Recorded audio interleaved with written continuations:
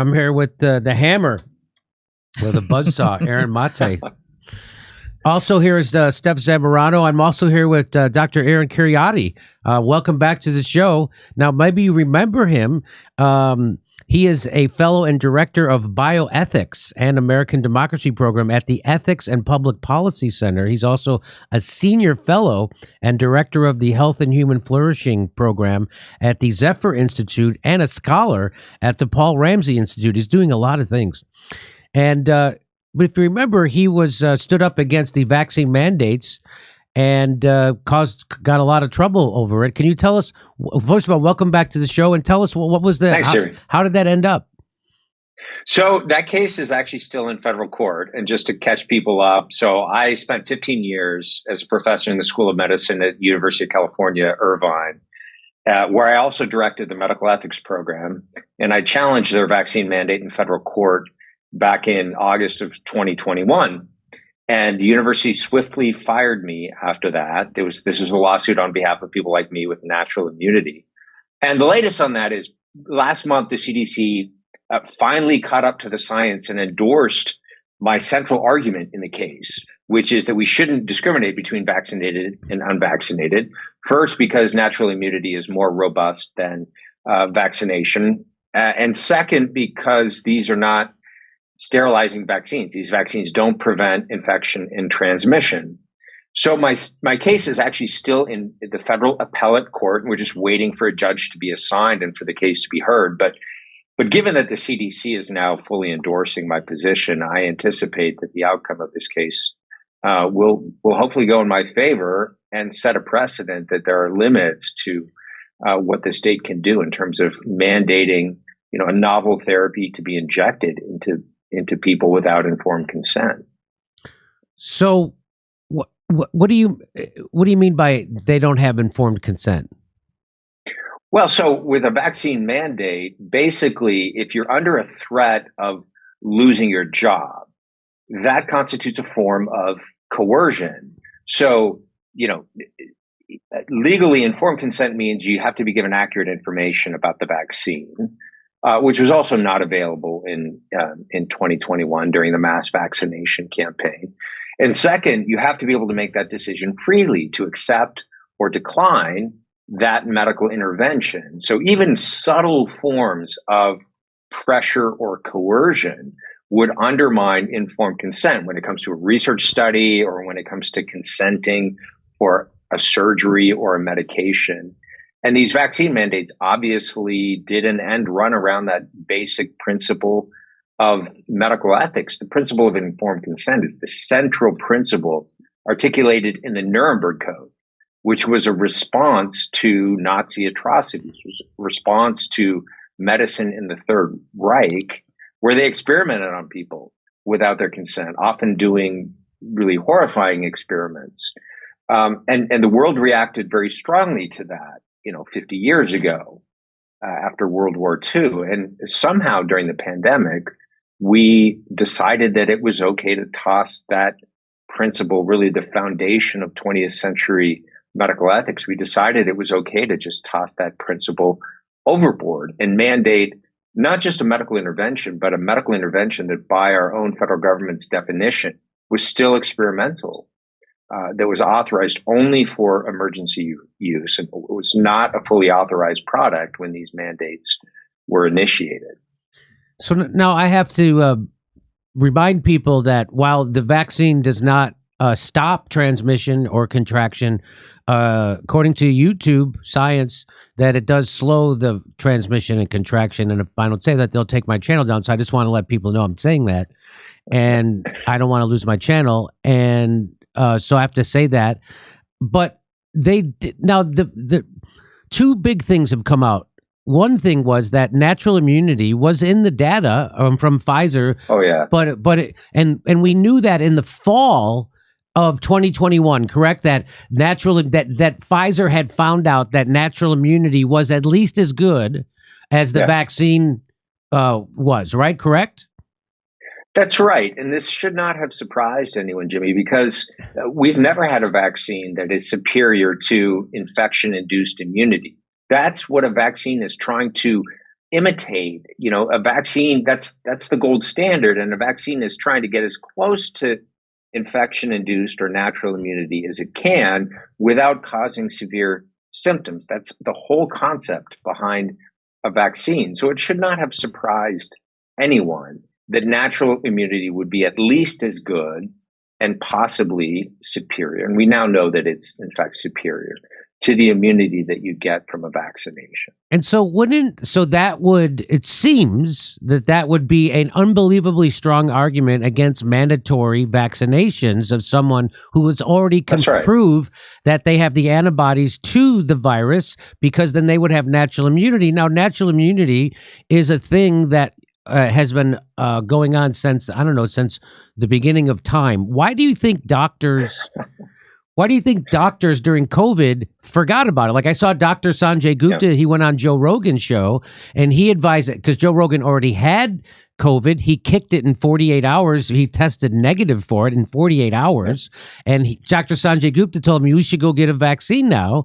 And Joe Rogan had to explain to a doctor on television about natural immunity. And Dr. Sanjay Gupta acted like he'd never heard of it. Why did this happen during COVID? No, it's very baffling, because this is really immunology 101. This is something that a first-year medical student should understand very clearly.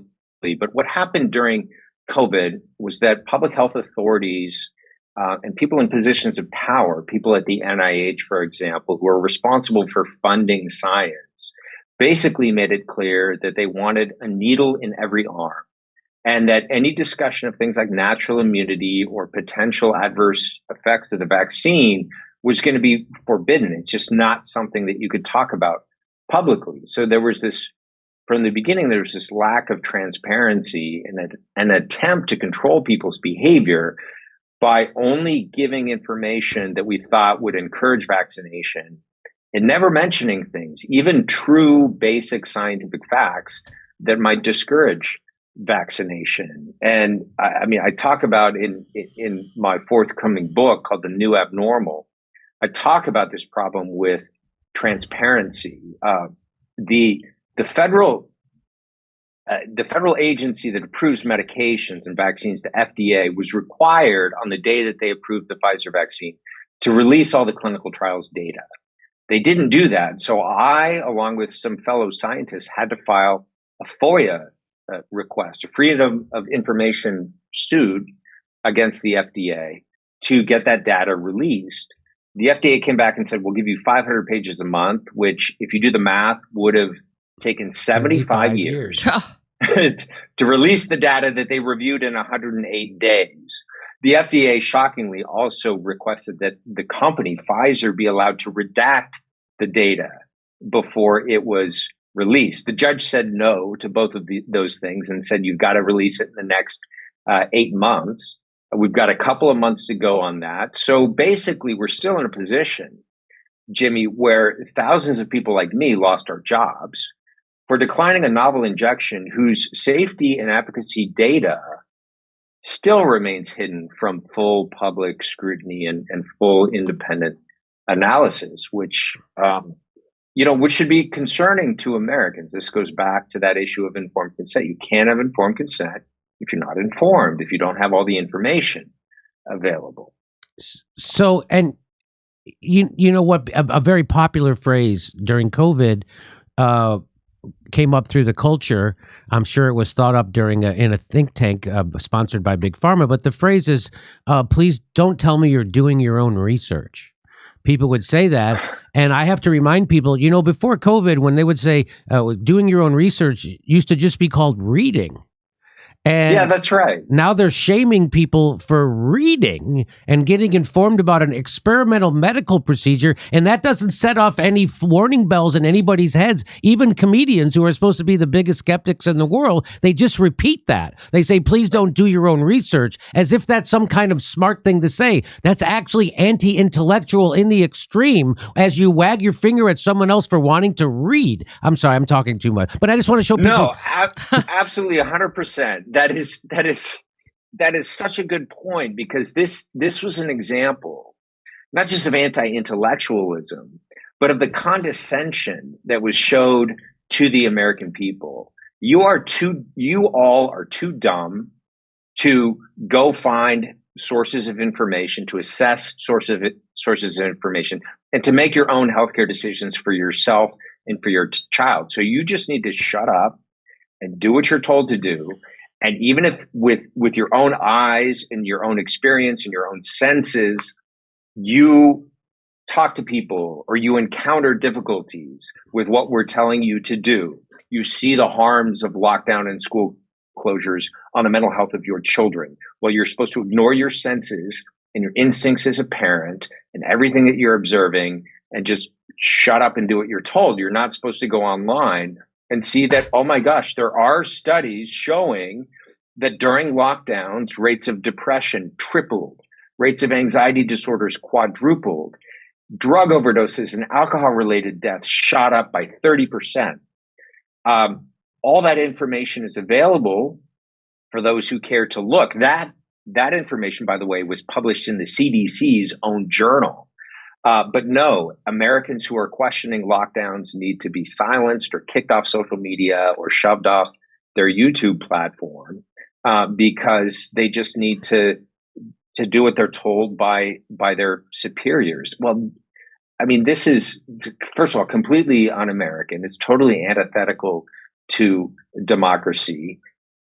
It's condescending. And, you know, to their credit, there's a lot of Americans now that are waking up, both on the left and on the right, and starting to ask questions and starting to exercise their own judgment and critical scrutiny now. And I think that's a very good thing. I think that's exactly what they need. And I appreciate you and the others who have been willing to go out there publicly and sort of scratch your head and say, hey, wait a minute, I'm not sure about this. This isn't adding up, right? Your listeners may not be an epidemiologist, they may not be a virologist, but they are in possession of common sense. They're in possession of logic. They can see a manifest contradiction, and to shut off that part of your mind is not going to be conducive to your health, and it's not going to be conducive to social functioning and human flourishing. That's how people operate basically in a totalitarian society. So when people would say that, first of all, it would just break my heart that they would say, please don't do your own research. I would see comedians say it on stage and shame people in the audience. Please don't do your own research. It's the craziest thing. And the most I don't have to be a general to know Vietnam was a mistake. I don't have to know how to put a car together or even how it runs to know if a salesman's lying to me.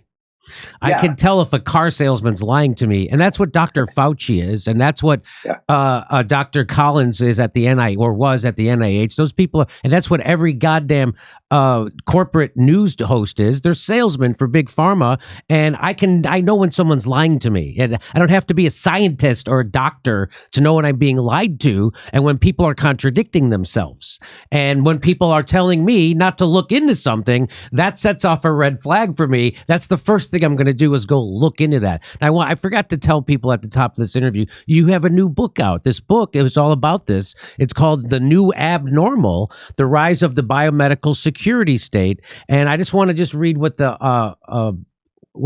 publisher says about the book. In the space of a few weeks in early 2020, Americans witnessed the imposition of previously unimagined social controls by the biomedical security state.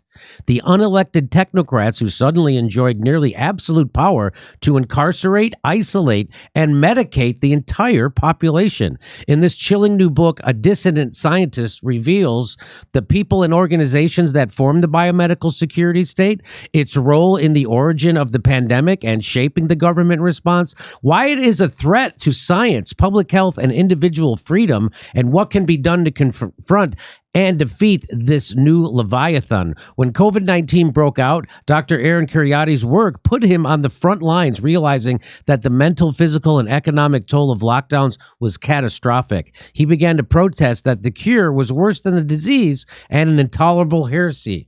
When he refused vaccination because he had natural immunity from a previous infection, the University of California, Irvine Medical School fired him. He fought back in the courts and in the media and has become a reliable source of truth amid official obfuscation and censorship. Now it's time for all of us to fight back. The deadly and arrogant misrule of the biomedical security state must not become the new normal. So that's fantastic. Everybody should check out that new book. And I wanted to ask you, people, when I went to get the vaccine, they made me stay there for 15 minutes afterwards to see if I died. Right? That's what they told me, right? You have to stay here, see if you have an adverse effect for 15 minutes. And then when people would advocate for vaccine mandates, they would say, oh, vaccines are just like traffic lights. And I would say, no, it's not, because when I go through a traffic light, I don't have to pull over for 15 minutes to see if I die. So that's right. And now we find out that the Pfizer, an executive at Pfizer just revealed to the European Parliament that they never even studied if the vaccine stopped transmission. That's right. They never even looked into it. The original studies were, we say, not powered adequately. They were too small to even detect whether there was any difference with transmission. So they weren't even designed to assess that particular study endpoint. And even though public health officials and talking heads on TV suggested and sometimes stated explicitly, if you get this vaccine, you're not only not going to get sick, you're not going to give COVID to anyone else. That was, we now know, not true. And also at the time, they can't feign ignorance because they didn't have any data suggesting that it was true.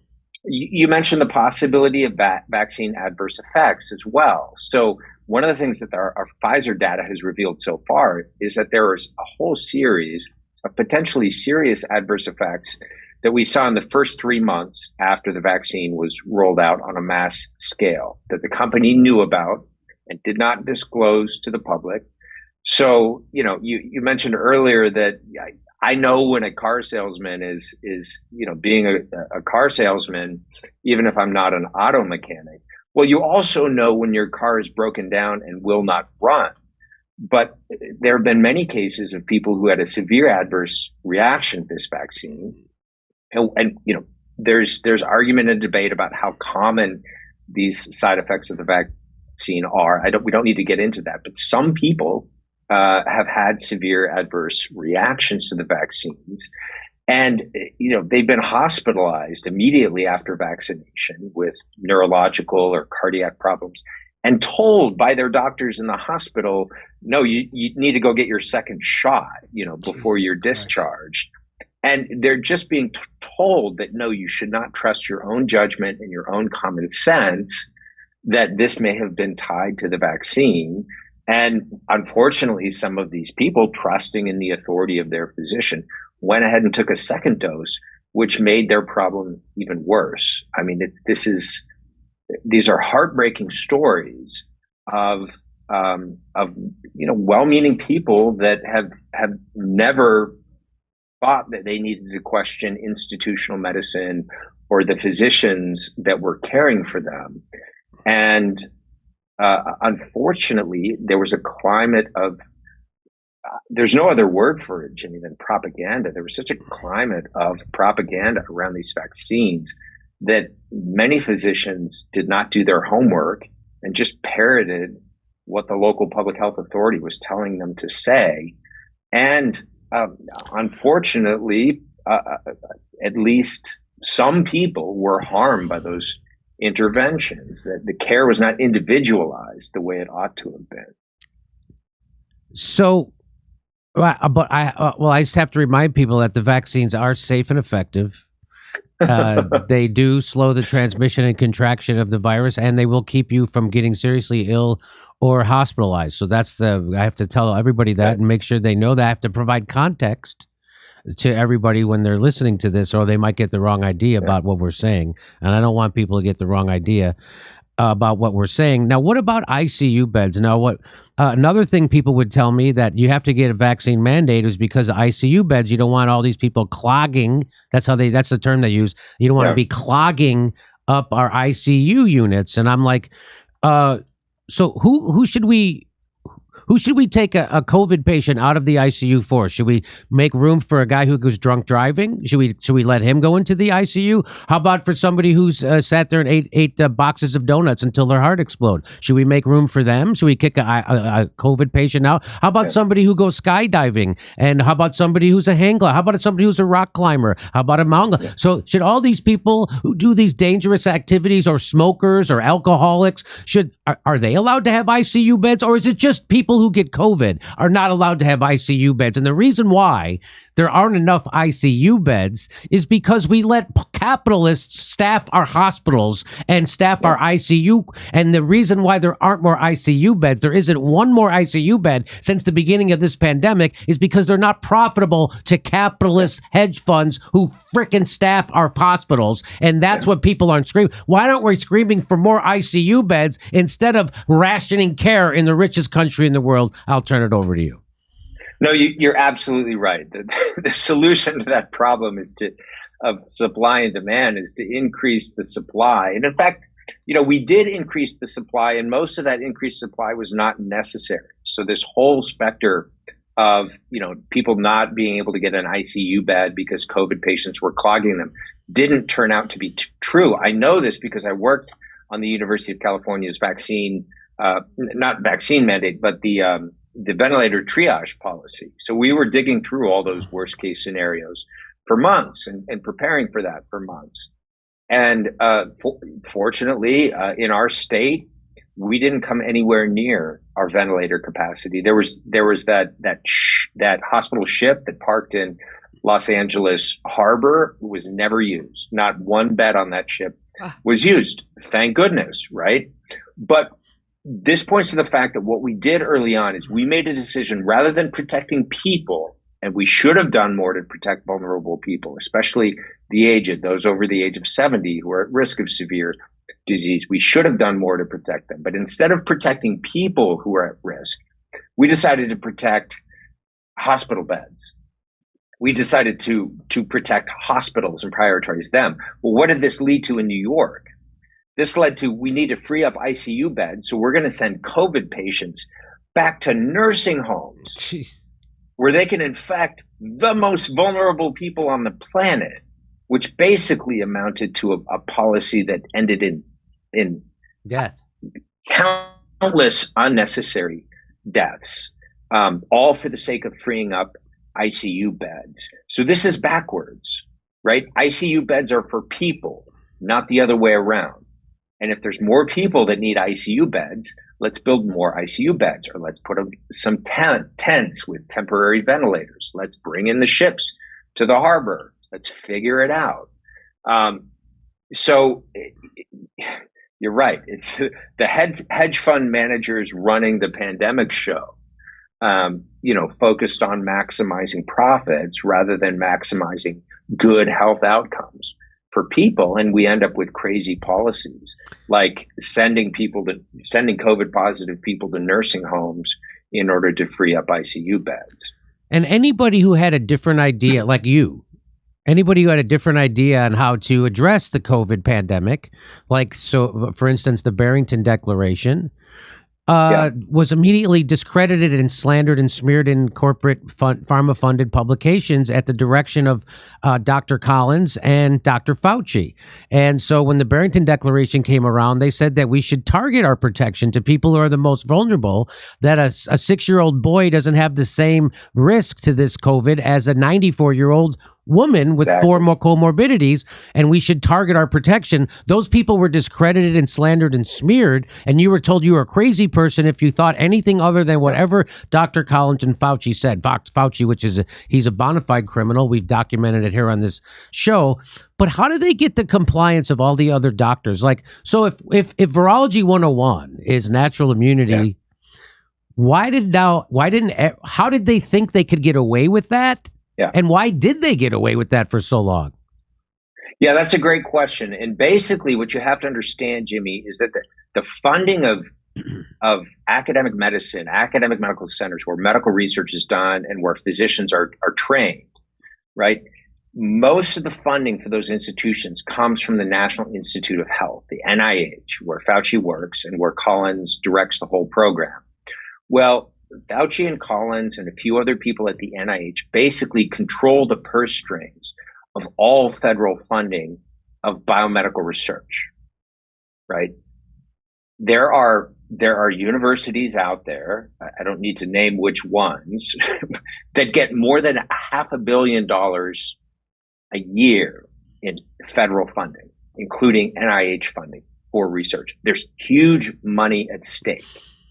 Now, how many deans, how many researchers, what we call the principals investigators, the people who are leading clinical trials and other NIH funded research, how many of those people are going to go against the NIH recommendations or what Dr. Fauci is saying on television with the threat that, if I push back against these preferred policies, my funding may dry up. I may not get that research grant next year. So this is a big problem that requires reform at the federal level. You have a very small number of people controlling the purse strings for massive funding of most biomedical research in the United States. That gives those individuals enormous undue power over health policy. And that created a kind of conspiracy of silence, because I'm just not going to contradict the NIH or one of the other HHS agencies like the CDC, because that could come back to bite me, next year when it comes for the next round of grant funding that I need to, maintain my lab or maintain my position here at the university. But I have some news on this that I think might be of interest to you and your readers. So there's the attorney generals of Missouri and Louisiana filed a lawsuit in federal court, Missouri v. Biden, alleging that the federal government was basically leaning on and dictating to social media companies what to censor, right? So you talked about your censorship on YouTube. Well, we have a lot of evidence from this lawsuit now, and I'm one of the private plaintiffs in that lawsuit. The two Great Barrington Declaration authors from the U.S. Are two of the other private plaintiffs in that lawsuit. And what we've uncovered so far basically shows that not only were these private companies censoring information that contradicted, the mainstream public health narrative, but they were doing it very often at the behest of people in the administration at HHS, including Anthony Fauci. And the news on this case is just the other day, the judge granted permission for us to basically depose many of these people. So Anthony Fauci, wow. The Surgeon General, this will be the first time that Fauci will be required to answer some tough questions under oath with the threat of the penalty of perjury attached to his testimony. So I just posted on my Substack today about this if your listeners are interested in reading more about it. But that case is developing in some really interesting directions. So stay tuned for more once we get Fauci's deposition, Surgeon General Vivek Murthy. That's a big many deal. Other people in the administration. It's a big deal. I can't wait, because Fauci has never done a tough interview. He's only done softball interviews. He won't come on this show. He goes on everybody's YouTube show except this one because he knows we'll ask him a real question and he can't answer. First of all, I would be like, why did you lie? I don't know if you noticed they changed. So he lied about masks, and then he switched it, and he said he lied because he didn't want mask shortages for hospital workers. That's why he lied. And now if you go back and you read like a Reuters story about why he lied, they say he didn't lie. They say that he just changed his recommendation when the CDC changed their recommendation. So they've, just like Orwell said, they completely rewrote the history, and that's not what happened anymore. It's really funny to see that happen. So let me ask you about, is everybody now, are all the faculty and staff and students, are they all vaccinated at the UC Irvine? They are. There's a small number of people at the University of California who were granted religious exemptions. It's almost impossible to get a medical exemption in California because the medical board is threatening anyone who writes a medical exemption. But there are a few religious exemptions that were granted. But by and large, outside of that very small number of people, yes, everyone is vaccinated. They also have a booster mandate now that they have continued to maintain to this very day. It's really astonishing to me. The universities are hanging on to these mandates after most other public and private institutions have relinquished them That's criminal. and recognized that, this is not the way to go. For some reason, probably connected to money, the universities are maintaining not only vaccine mandates, but booster mandates for students, faculty, staff. It's really hard to understand. Now, I know you're not a lawyer, but just to me, it would be like, boy, because we know about myocarditis, and males under 40 have a higher they have a higher rate of myocarditis from the vaccine than they do from COVID. Now, overall, people have a higher rate of myocarditis from COVID than the vax, but men under 40, that's not true for. And so Depends now, on your age. If a school mandates that you take that. Now, I know you can't sue Big Pharma, but you could certainly sue a university. So aren't they opening themselves up for, I mean, I bet what's going to happen is that Congress will pass a law giving indemnity, or I don't know what the word is, immunity to colleges who did this stuff, right? Yeah. Yeah, no, I worry that no one's going to end up being responsible for these vaccine-related injuries for exactly the reasons that you described. They're going to hide behind the CDC recommendation. Now that the CDC is not recommending that you discriminate between vaccinated and unvaccinated, I'm not sure what their defense is. But if there's enough of them that are sort of going to be holding the bag on this, it wouldn't surprise me if those in Congress decided to shield them from liability as well. So you can't sue the manufacturer for any harms done. You can't sue the institution that mandated it. Right. At least there have not been successful suits in that regard yet. You can't sue the government who, helped to fund the development of these vaccines. And you're basically left with no recourse. And look, regardless of what you think about, side effects of vaccines, are they common, are they not so common? No one can deny that some people have adverse effects. And it seems only fair, as a basic matter of justice, that those people would be compensated, that the medical bills at least would be paid for, particularly if they're going to be disabled long-term because of this. And any decent society would recognize that some form of compensation is necessary. But, now that the vaccines have been added to the childhood immunization schedule by the CDC, that is also going to shield the manufacturers from liability even after the emergency use authorization. Hey, you being an ethicist, what kind of ethics surrounds the pricing of a vaccine? Why do they get to just make up whatever price they want? Now the pricing used to be $30 a vax, and they made $100 billion off it. And then a lot of people aren't taking the vax anymore. So now all of a sudden they get them to mandate the vax for schedules for children, and then they jack up the price to $130 from $30. And there's no competition. There isn't any market force happening. That's right. In fact, it's the opposite of how capitalism is supposed to work. When the demand goes down, the price is supposed to go down. They did the exact opposite, so they can still meet their projected money projections, even though nobody wants to take their vax anymore. What is the ethics around that? Yeah, I don't know. It's backwards on every level. I mean, a fan of the free market can't possibly defend this. A critic of trying to level the playing field using government regulation can't possibly endorse this. It's pure price gouging. It's, look, for all the fans of capitalism out there, and capitalism has a lot to say in its favor. But this isn't capitalism. This isn't capitalism. You have a market that was created through mandates, right? Through force and coercion.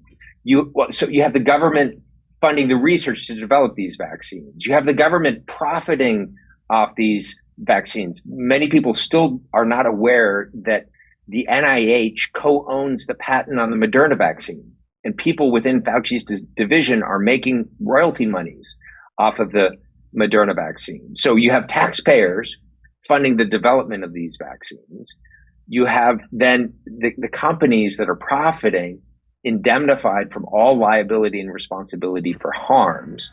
Then you have the government creating a market through mandates. And then you have the government adding this to the vaccines that children are supposed to get. And like you pointed out, the next day, Pfizer jacks its price up, triples or quadruples or whatever it was. This is not market competition at work. This is an industry that has completely captured the agencies that were meant to regulate it. And it's the American taxpayer that ends up, putting money in the pockets of shareholders, and also having to deal with the consequences of any of these decisions that may turn out to be harmful. It's just, it's a terrible setup from beginning to end. So do you feel people like you, the authors of the Barrington Declaration, YouTube hosts like myself who've spoken out about this and been labeled anti-vax, do you think we'll ever have our day? Do you think we'll be vindicated? I think eventually the truth will come out. I think there's a lot of people that are still sleepwalking. I mean, it's a hard sell to try to tell people that those years of lockdowns and all the things you missed out on were probably not necessary. In fact, they probably did more harm than good overall for people's health. It's a really hard sell, for someone who just was trying to be a good citizen, and, trying to do my part and do well, for protecting the elderly who got vaccinated and boosted, that, gosh, the efficacy of these vaccines is very short-lived. And, the side effects might be worse than you were initially told. And if you're harmed by these, you're not going to have any recourse.